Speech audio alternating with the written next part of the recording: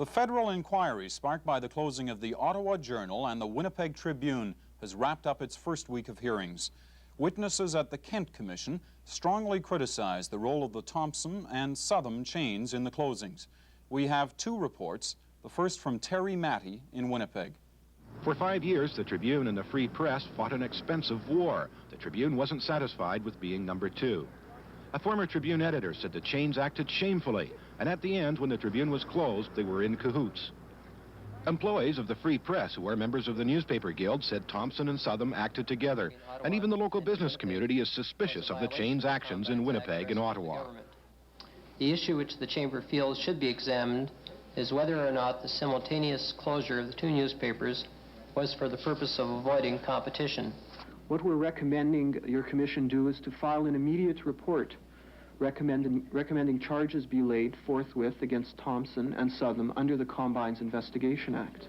Some witnesses questioned whether a city's only daily should be owned by the same people who own the Bay, Simpsons, and Zellers. The power in Winnipeg of Lord Thompson cannot be underestimated. He controls both our only daily and our most prominent department store with ties to other influential corporations. There were complaints that since the closing of the Tribune, local news coverage in the Free Press has worsened. To its credit, though, the paper provided extensive coverage of the commission hearings.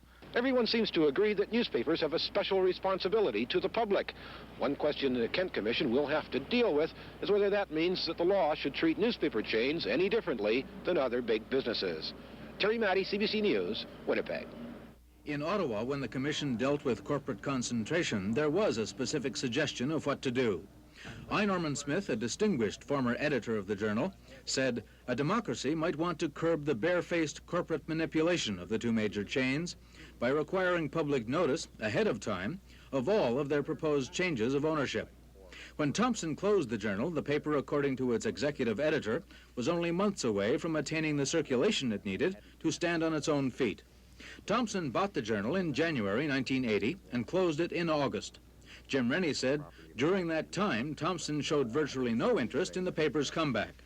There was very, very little communication, and any communication that we received was not to inquire about how well we were doing. They really simply didn't seem to care about how much circulation they had.